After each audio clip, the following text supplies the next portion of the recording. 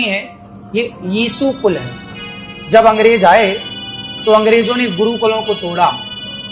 गुरुकुल मतलब गुरु का परिवार, गुरुकुल मतलब शास्त्रों की जहां बात हो, धर्म की जहां बात हो, वेदों की जहां बात हो, वो गुरुकुल फिर अंग्रेजों ने तोड़ा और यीशु कुल की स्थापना करी। यीशु मतलब ईसा मसीह।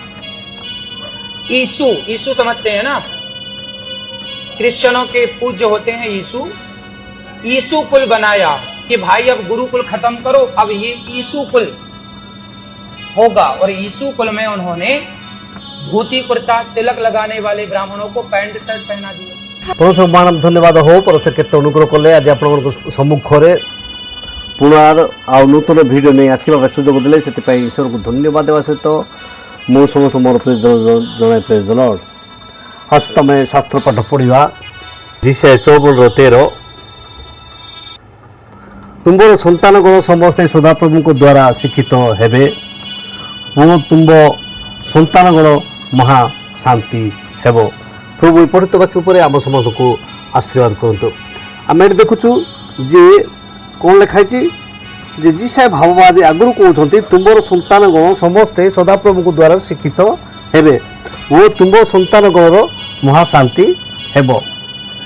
आम देखुलु जे जो बाबा से कहते किंतु कौन तांको पाखरे शास्त्र नहीं, तांको पाखरे शास्त्र नहीं, कुआड़ शुणिले से जिन से कहले, किंतु आम पाखरे कौन अच्छी शास्त्र अच्छी एवं से अवश्य से जो जिन बुझाऊँच से कहते जे ईश्वर यीशु अर्थात जिते पृथ्वी रे यीशु थिले से कहले मु एवं पिता एक, आमे दुई जन भिन्न भिन्न नहु, पिता एवं मु एक। जन 10 अध्याय 30 पद लिखाई मु ओ पिता एक, से माने गोटे टंकार दुईटी पार्श्व। जहाँ भी हो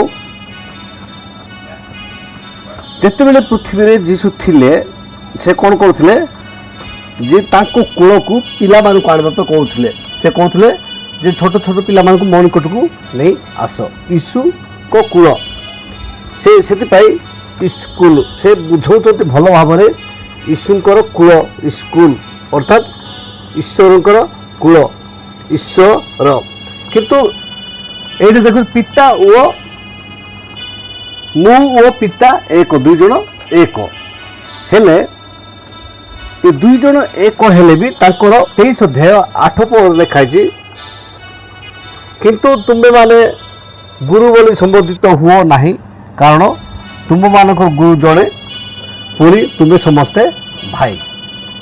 इठी गुरुकुल अर्थात जो गुरुकुल विषय कहते जे गुरु हौच तुम्हें नुह, गुरु हूँ मु, से तुम्हें कौन हो जे गुरु बोली संबोधित हुओ नहीं। एवं आम देखुचु सी माथ्यू 23 अध्याय 8 एवं 9 पद देखु किंतु तुम्हें माने गुरु बोली संबोधित हो नहीं, कारण तुम मानकर गुरु जड़े पुणी तुम्हें समस्ते भाई। एवं 9 पद देखा आउ पृथ्वी रे कहा ही पिता बोली संबोधन कर नहीं, कारण तुम मानकर पिता जड़े से स्वर्ग रे अछंती। ये दुईटा पद दुईटा जिन लिखाई जे गुरु होती जड़े, किंतु से आगे जो बुझाऊँ आगे गुरुकुल थिला तापरे बाबा बुझे गुरुकुल थिलाटा कौन कराला यीशु कूल कराला अर्थात यीशु कूल माने स्कूल कराला अर्थात यीशुकर कूल माँ यीशुकर कूल। किंतु पिता परमेश्वर कहते कौन आंब द्वारा तुम संतान मान कौन कर शिक्षित हेबे केतेबेले जितेबेले आम यीशु को निजर त्राणकर्ता रूपे ग्रहण करूँ सीटा को जो जौन 1 अध्याय 12 पद कहले जिते लोक ताहा ग्रहण करे से ईश्वर को संतान संतति हेबार अधिकार देले अर्थात से अधिकार प्राप्त हैला पर से माने ईश्वर को द्वारा शिक्षित हेबे। सेतिपाई आमे देखुछु ज्ञानी सलोमन कहउछथि जे हितोपदेश 22:6 रे बालकर गंतव्य पथरे तुम कौन कर शिक्षित कराओ तईरे ବୃଦ୍ଧ ହେଲେ ସେ ବିମୁଖ ହେବ ନାହିଁ, ମାନେ ବୁଢ଼ା ହେଲେ ବି ସେ ପାଶୁରିବ ନାହିଁ। କଥାରେ ଅଛି ଯାହା ଜାଣିନାହିଁ ବାଳ ତ କାଏ ଆଉ କି ଜାଣିବ ପାଚିଲା ବାଳେ। ସେଥିପାଇଁ ଆମେ ପ୍ରତ୍ୟେକ ଜିନିଷ ଆମର ପ୍ରମାଣ ଅଛି, ଆମେ ଶାସ୍ତ୍ରରୁ ଆମେ ଦେଖେଇଥାଉ, କିନ୍ତୁ ତାଙ୍କର ଶାସ୍ତ୍ର ନାହିଁ। ଯେତେ ବି ବାବା ମାନେ ପ୍ରବଚନ ଦେଉଛନ୍ତି କୁଆଡ଼ୁ କେମିତି ଶୁଣି ଦେଇକି କହୁଛନ୍ତି ଯାହା ବି ହଉ, କିନ୍ତୁ ଭଲ ଜିନିଷଟା କହିଲେ ଯେ ପ୍ରତ୍ୟେକ ଜିନିଷ ଖୋଜି ଖୋଜି ଖୋଜି ଖୋଜି ବାହାର କରୁଛନ୍ତି। ସେଟା ଯୀଶୁ କୂଳ, ଈଶ୍ୱର ମାନେ ଯୀଶୁଙ୍କର କୂଳ, ଅର୍ଥାତ୍ ଯୀଶୁ ହିଁ ଗୁରୁ। ଏଠି ଯୀଶୁ ନିଜେ କହିଲେ ମୁଁ ଗୁରୁ, ତୁମେ ସମ୍ବୋଧିତ ହୁଅ ନାହିଁ, ମୁଁ ଗୁରୁ ବୋଲି ତୁମେ ସମ୍ବୋଧିତ ହୁଅ ନାହିଁ। 23:4 ଏଠି ଆମେ ଦେଖୁଛୁ ଯେ ଗୁରୁ ହେବେ କିନ୍ତୁ ନିଜେ ଟିକେ ହେଲ୍ପ କରିବେନି, ସାହାଯ୍ୟ କରିବେ ନାହିଁ। ଦିନେ ମୋର ମନେ ଅଛି ଗୋଟେ ମିଟିଂ ଚାଲିଥିଲା ଉଦୟଗିରି ସ୍ଥିତ ନାୟକ ମନ୍ଦିରରେ। ସେତେବେଳକୁ ଖଲି ସରିଗଲା କିନ୍ତୁ ଆମର ମିଟିଂ ଚାଲିଛି, ମୁଁ ଟାଏ ଭିଡ଼ିଛି। କିନ୍ତୁ ଟାଏ ଭିଡ଼ିକି ଯେତେବେଳେ ଖଲି ସରିଗଲା, ଯେମିତି ସାଇକେଲ ଧରିଲି ଆଉ ଖଲି ଲୋଡ଼ କରିକି ଟାଏ ଭିଡ଼ିକି ମୁଁ ଯେଉଁ ଧରିକି ଆସୁଛି, ସେତେବେଳକୁ ହସିଲେ। ମାନେ ଏ ଟାଏ ଫାଏ ଭିଡ଼ିଛି, ଭୁଟଫୁଟ କରିଛି, ସୁଟଫୁଟ କରିଛି, ଖଲି ଆଣିଯାଇଛି, ଲୋକମାନେ ହସିଲେ। ଆଉ ଦିନେ ମୁଁ ଯାଉଛି ପାଠ ପଢ଼ାଇବା ପାଇଁ, ବାଇବେଲ କଲେଜର ପିଲାମାନଙ୍କୁ ପାଠ ପଢ଼ାଇବାକୁ ଯାଉଛି। ଯେତେବେଳେ ମୁଁ ଅଫିସରୁ ବାହାରୁଛି ସେତେବେଳକୁ ଯେ ବଡ଼ ବଡ଼ ମାନେ ଅଧିକ ପାଠ ମାନେ ଜାଗତିକ ପାଠ ପଢ଼ିଥିବା ଲୋକମାନେ କହିଲେ MTH MD ବି କରିଥିବା ଲୋକମାନେ ବାଇବେଲ ମାନେ ଟ୍ରେନିଂ ଦେଇପାରନ୍ତି ନାହିଁ, ଇଏ କ'ଣ ଦେଇଯାଉଛି ବୋଲି ହସିଲେ। ସେଦିନ ମୋତେ ଆମର ଯିଏ ଡାଇରେକ୍ଟର ଥିଲେ ସେ ମୋତେ କହିଲେ ଯେ ମୁଁ ଯାଉଛି ରୁଦାଙ୍ଗିଆରେ ମାଡ଼ାକୁ, ଏବଂ ତୋର ସବଜେକ୍ଟ ଏବଂ ମୋର ସବଜେକ୍ଟ ଦୁଇଟା ପିରିୟଡ଼ ତୁମେ ଜଣେ ହିଁ ପାଠ ପଢ଼ାଇବ, ସେଥିପାଇଁ ତୁମେ ଯାଅ। ମୁଁ 10ଟାରୁ ବାହାରୁଛି। ଯେତେବେଳେ ଜଷ୍ଟ ମୁଁ ଅଫିସରୁ ବାହାରୁଛି ସେତେବେଳକୁ ଜାଗତିକ ପାଠ ପଢ଼ିଥିବା ଭାଇମାନେ ସେଠି ଯେତେ ଜଣ 5-6 ଜଣ ଥିଲେ, ସେମାନେ ହସିବାକୁ ଆରମ୍ଭ କଲେ। ଯେତେବେଳେ ହସିବାକୁ ଆରମ୍ଭ କଲେ ମୁଁ ଗଲି, ତାପରେ ସେଠି ଠିଆ ହେଇକି କହିଲି ଯେତେ ଲୋକ ଅଫିସରେ ଅଛନ୍ତି ସମସ୍ତଙ୍କୁ କହିବ ତାଲା ପକାଇବେ, ତାପରେ କ୍ଲାସ୍ରେ ବସିବେ। ସେମାନେ ନ ଆସିଲେ ମୁଁ ପାଠ ପଢ଼େଇବି ନାହିଁ। ତାପରେ ସେମାନେ ସମସ୍ତେ ଆସିଲା ପରେ ମୁଁ କ୍ଲାସ୍ ଆରମ୍ଭ କଲି। ଆଉ ସେଇଦିନ ମୁଁ କ୍ଲାସ୍ ଠିକ୍ ଆରମ୍ଭ କରିକି ସମାପ୍ତ ଘଣ୍ଟେ ହେବାକୁ 15 ମିନିଟ୍ ଅଛି, ସେତେବେଳେ ମୁଁ ସମାପ୍ତ କଲି। ତାପରେ ପଚାରିଲି କାହାର କ'ଣ ପ୍ରଶ୍ନ ମୋତେ ପଚାର। କାରଣ ଗୁରୁ ହେବା ସହଜ ଜିନିଷ ନୁହେଁ। ଆଉ ଏଇଠି ତ ସାଧାରଣ ସ୍କୁଲ ଯାକରେ ପଢ଼ା ହେଉଛି ଛୋଟ ଛୋଟ ପିଲାମାନଙ୍କୁ, କିନ୍ତୁ ବାଇବେଲ କଲେଜରେ ପଢ଼ାଯାଏ ଯେଉଁମାନେ ମେଟ୍ରିକ୍ ଫେଲ୍, ଯେଉଁମାନେ ଫାଡ଼ା, ଯେଉଁମାନେ ହୁଣ୍ଡା, ଯେଉଁମାନେ ଗୁଣ୍ଡା, ଯେଉଁମାନେ ଦାଦାଗିରି, ଯେଉଁମାନେ ଖରାପ କାମରେ ଲିପ୍ତ ଥିବା ଭାଇ ଓ ଭଉଣୀମାନେ ସମସ୍ତେ ସେମିତି ଲୋକମାନେ ପବିତ୍ର ହେବୁ ଏବଂ ଈଶ୍ୱରଙ୍କ କାର୍ଯ୍ୟ ପାଇଁ ଆମେ ବାହାରିବୁ ବୋଲିକି ଯାଇଥିବେ। ସେଇମାନଙ୍କୁ କଣ୍ଟ୍ରୋଲ୍ କରିକି ଈଶ୍ୱରଙ୍କ ବାକ୍ୟ ଦେବା ବଡ଼ ସହଜ ନୁହେଁ। ମୋତେ ଦିନେ ମୋର ସାଙ୍ଗଟେ ଜଣେ ହାଇଦ୍ରାବାଦରେ ଟ୍ରେନିଂ କରୁଥିଲେ, ସେ କହିଲେ ଆଜ୍ଞା ମୋତେ ଗୋଟେ ପିରିୟଡ଼ ଦିଅନ୍ତୁ, ମୁଁ ପଢ଼େଇଯିବି। ତାପରେ ମୁଁ କହିଲି ହଉ ଠିକ୍ ଅଛି, ମୋ ସବଜେକ୍ଟ ପଢ଼ାଇବା ସମୟରେ ଆପଣ ଯାହାକୁ ପଢ଼ାନ୍ତୁ। ମୁଁ ସବଜେକ୍ଟ ବହି ଦେଇଦେଲି, ତାକୁ ପଠାଇଲି। କିନ୍ତୁ ସେତେବେଳକୁ ସେ ଯାଇଛନ୍ତି, ସେତେବେଳକୁ ଆଉ ଷ୍ଟୁଡେଣ୍ଟମାନେ ତାକୁ ପ୍ରଶ୍ନ ପଚାରିଛନ୍ତି, ଆଉ ସେ ଉତ୍ତର ଦେଇପାରିଲେ ନାହିଁ। ଯେତେବେଳକୁ ଦେଇପାରିଲେ ନାହିଁ, ତା ପାଖରେ ଜଣେ ବସିଥିବା ଭାଇ କହୁଛନ୍ତି ଭାଇ ତ ମାନେ ସାର୍ ତ ଉତ୍ତର ଦେଇପାରୁନାହାନ୍ତି, ଆପଣ କାହିଁ ପ୍ରଶ୍ନ ପଚାରୁଛନ୍ତି। ସେତେବେଳକୁ ସେ ଭାଇ ଯିଏ ମାନେ ପ୍ରଶ୍ନ ପଚାରିଥିଲେ, ସେ ଭାଇ କହିଲେ ମୁଁ ଶିଖିବା ପାଇଁ ଆସିଛି, ମୁଁ କାହିଁକି ନ ପଚାରିବି। ତାପରେ ସେ ଦୁଇ ଜଣ ଯେତେବେଳେ ପାଟିତୁଣ୍ଡ ହେଲେ, ସେ ମୋ ପାଖକୁ ସେ ସାର୍ ମୋତେ ଧାଇ ଆସି ମୋତେ କହୁଛନ୍ତି ଆଜ୍ଞା ପିଲାମାନେ ଝଗଡ଼ା ହେଉଛନ୍ତି। ତାପରେ ମୁଁ ଗଲି, ତାପରେ ପଚାରୁଛି କ'ଣ ହୋଇଛି। ନା ଆଜ୍ଞା ମୁଁ ତ ଏଠି ଶିଖିବା ପାଇଁ ଆସିଛି, ମୁଁ ପ୍ରଶ୍ନ କରି ପଚାରିଲି, ସେ ଉତ୍ତର ସାର୍ ଦେଲେ ନାହିଁ। ହେଲେ ଭାଇ କହୁଛନ୍ତି ତୁମେ କାହିଁକି ସାର୍ ତ ଉତ୍ତର ଦେଇପାରୁନାହାନ୍ତି, ତୁମେ କାହିଁକି ପଚାରୁଛ ବୋଲି କହୁଛନ୍ତି। ହେଲେ ମୋର ପଚାରିବାର ଭୁଲ ହେଲା କି। ତାପରେ ସେ ଭାଇ କହିଲେ ଆଜ୍ଞା ସାର୍ ତ ଦେଇପାରୁନାହାନ୍ତି, ସେଥିପାଇଁ ମୁଁ ମନା କଲି, ଆଜ୍ଞା ତ ସେ ଉତ୍ତର ଦେଇପାରୁନାହାନ୍ତି, ସେଥିପାଇଁ ଆପଣ ଚୁପଚାପ ରୁହନ୍ତୁ ବୋଲି ମୁଁ କହିଲି। ତାପରେ ମୁଁ କହିଲି ଯେ ତୁମର ଦୁଇ ଜଣ ସବୁ ଠିକ୍, ଦୁଇ ଜଣଙ୍କର ସବୁ ଠିକ୍।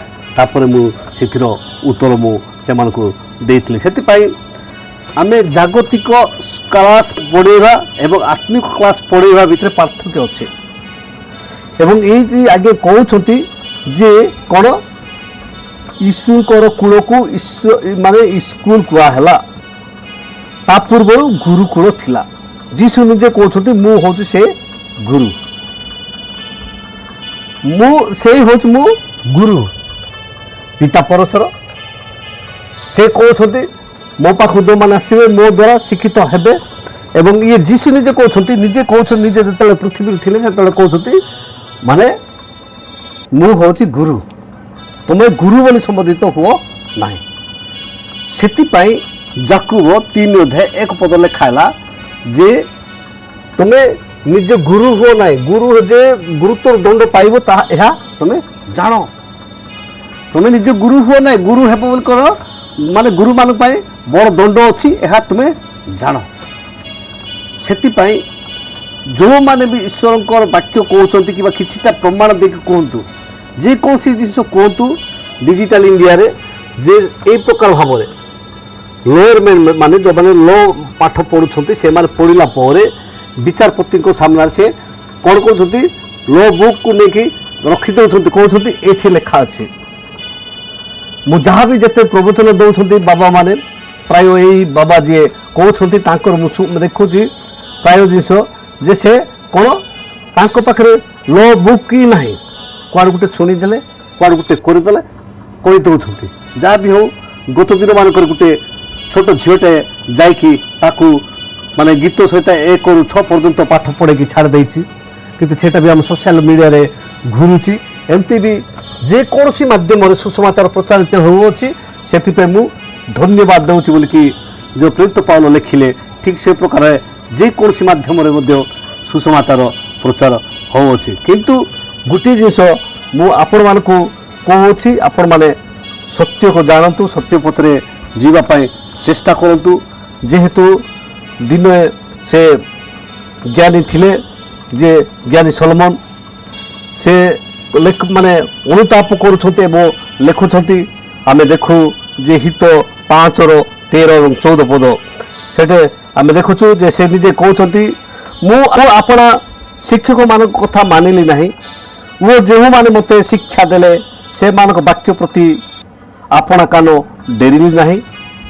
ମୁଁ ସମାଜ ଓ ମଣ୍ଡଳୀ ମଧ୍ୟରେ ପ୍ରାୟ ସର୍ବପ୍ରକାର ଦୁର୍ଦ୍ଦଶାରେ ପଡ଼ିଲି।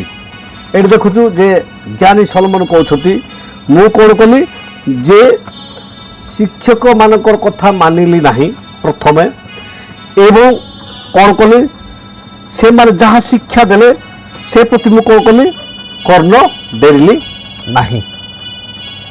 ମୁଁ ପରେ କ'ଣ ହେଇଛି ସର୍ବପ୍ରକାର ଦୁର୍ଦ୍ଦଶାରେ ପଡ଼ିଲି, ସବୁ ପ୍ରକାର। ସେଥିପାଇଁ ଛୋଟବେଳେ ଯେଉଁମାନେ ପଢ଼ୁଛନ୍ତି କିମ୍ବା ଆତ୍ମିକ କ୍ଷେତ୍ରରେ ନୂଆ ନୂଆରେ ଯୀଶୁଙ୍କୁ ଜାଣିଥିବା ଲୋକମାନେ ବି ସେ ଛୋଟ ଶିଶୁ ବୋଲିକି ବାକ୍ୟ ଲେଖା ହେଇଛି, ସେମାନେ ବି ଦିନକୁ ଦିନ ଈଶ୍ୱରଙ୍କ ବାକ୍ୟକୁ ଷ୍ଟଡି କରନ୍ତୁ, ଶିକ୍ଷା କରନ୍ତୁ, ଯାହାରି ଫଳରେ ଏହି ଈଶ୍ୱରଙ୍କ ବାକ୍ୟ ଆପଣମାନଙ୍କୁ ଆଗକୁ ଅଗ୍ରସର କରିବ। ମୁଁ ଆଜି ଆପଣମାନଙ୍କ ସମ୍ମୁଖରେ ଠିଆ ହୋଇଥିବାର ଗୋଟିଏ କେବଳ କାରଣ ହେଉଛି ଯେ ଗୋଟିଏ ପଦ ଆଜି ମୋତେ ଆପଣମାନଙ୍କ ସମ୍ମୁଖରେ ଠିଆ କରିଅଛି, ସେଇଟା ହେଉଛି ଯେ ଉପଦେଶକ 12:1।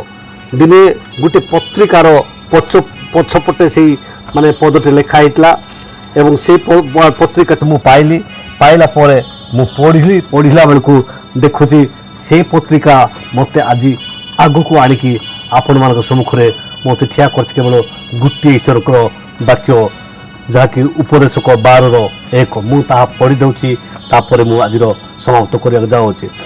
ଆଉ ତୁମେ ଯୌବନ କାଳରେ ଆପଣ ସୃଷ୍ଟିକର୍ତ୍ତାଙ୍କୁ ସ୍ମରଣ କର, ଯେହେତୁ ଦୁଃସମୟ ଆସୁଅଛି, ଯେଉଁ ସବୁ ବର୍ଷରେ ତୁମେ କହିବ ଏହିସବୁରେ ମୋର କିଛି ସୁଖ ନାହିଁ, ଏହିସବୁ ବର୍ଷ ସନ୍ନିକଟ ହେଉଅଛି। ସେଥିପାଇଁ ଆମେ ଈଶ୍ୱରଙ୍କର ଆଗମନ ପୂର୍ବରୁ ଭିନ୍ନ ଭିନ୍ନ ଲକ୍ଷଣ ଦେଖାଯାଉଛି, ଭିନ୍ନ ଭିନ୍ନ ବିଷୟ ଘଟୁଅଛି। ସେଥିପାଇଁ ଆପଣମାନେ ଯୁବା ହୁଅନ୍ତୁ କିମ୍ବା ଯୁବତୀ ହୁଅନ୍ତୁ, ଆପଣମାନେ କ'ଣ କରନ୍ତୁ ଈଶ୍ୱରଙ୍କ ବାକ୍ୟକୁ ଷ୍ଟଡି କରନ୍ତୁ, ଈଶ୍ୱରଙ୍କ ବାକ୍ୟକୁ ଅନୁସରଣ କରନ୍ତୁ, ଅନୁସନ୍ଧାନ କରନ୍ତୁ ଏବଂ ଈଶ୍ୱରଙ୍କ ବାକ୍ୟ ଅନୁସାରେ ଚାଲିବା ପାଇଁ ଚେଷ୍ଟା କରନ୍ତୁ। ସେଥିପାଇଁ ଯେଉଁ ବାବା କହୁଛନ୍ତି ହେଡ଼ିଂରେ ଯେ ସ୍କୁଲ ବନ୍ଦ ହେବ, କିନ୍ତୁ ସ୍କୁଲ ବନ୍ଦ ହେବ ନାହିଁ। ଯୀଶୁ କହିଲେ ଯେ ମାନେ ମୋର ବିନ୍ଦୁ କି ବିସର୍ଗ କି ଯଦି କି ମାତ୍ରା ବନ୍ଦ ହେବ ନାହିଁ। ସେଥିପାଇଁ ଆକାଶ ପୃଥିବୀ ଲୋପ ପାଇବ କିନ୍ତୁ ମୋର କୌଣସି ବାକ୍ୟ କୌଣସି ବିଷୟ କଦାପି ଲୋପ ହେବ ନାହିଁ। ସେଥିପାଇଁ ଅନେକ ଲୋକମାନେ ରାଜ୍ୟ କରିବୁ। ରାଜ୍ୟ କ'ଣ କରିବୁ? ନାଇଁ ଆମ ରାମ ରାଜ୍ୟ କରିବୁ, ଏ ରାଜ୍ୟ କରିବୁ। ତା ମାନେ ତା ପୂର୍ବରୁ କାହାର ରାଜ୍ୟ ଅଛି? ସେ ଯୀଶୁଖ୍ରୀଷ୍ଟଙ୍କର ରାଜ୍ୟ ଚାଲିଛି। ଯୀଶୁଖ୍ରୀଷ୍ଟଙ୍କର ରାଜ୍ୟରେ ଭିତରେ ଆମେ ଅଛୁ, ଖ୍ରୀଷ୍ଟାବ୍ଦ ମଧ୍ୟରେ ଅଛୁ, ଖ୍ରୀଷ୍ଟଙ୍କ ରାଜ୍ୟରେ ଆମେ ଅଛୁ। ସେ ଖ୍ରୀଷ୍ଟଙ୍କ କୂଳ ଆଜି ମୋ ପୁଅ କେତେବେଳେ ଫେରିବ, ମୋ ଝିଅ କେତେବେଳେ ଫେରିବ ବୋଲିକି ଯୀଶୁ ଆପଣମାନଙ୍କୁ ଅପେକ୍ଷା କରିକି ଅଛନ୍ତି। ସେଥିପାଇଁ ଆପଣମାନେ ବିଚଳିତ ନ ହେଇ ତାହାଙ୍କ କୂଳକୁ ଯାଆନ୍ତୁ। ସିଏ ଆପଣଙ୍କୁ ଶାନ୍ତି ଦେବେ ଏବଂ ଆପଣମାନଙ୍କର ପିଲାମାନଙ୍କୁ ସେ କ'ଣ କରିବେ? ଯେ ଲାଳନ ପାଳନ କରିକି ସେ ଶିକ୍ଷା ଦେବେ। ସେଥିପାଇଁ ଆପଣମାନଙ୍କର ସମସ୍ତ ମନକୁ ପରିବର୍ତ୍ତନ କରି ତାହାଙ୍କ କୂଳକୁ ଯାଆନ୍ତୁ। ସେ ଆପଣମାନଙ୍କୁ ସବୁର ଶାନ୍ତି ପ୍ରଦାନ କରିବେ। ଆଜିର ଅଳ୍ପ ଶିକ୍ଷା ଉପରେ ପ୍ରଭୁ ଆମ ପ୍ରତ୍ୟେକଙ୍କୁ ଆଶୀର୍ବାଦ କରନ୍ତୁ। ରହିଲି, ନମସ୍କାର, ଜୟ ଜଗନ୍ନାଥ।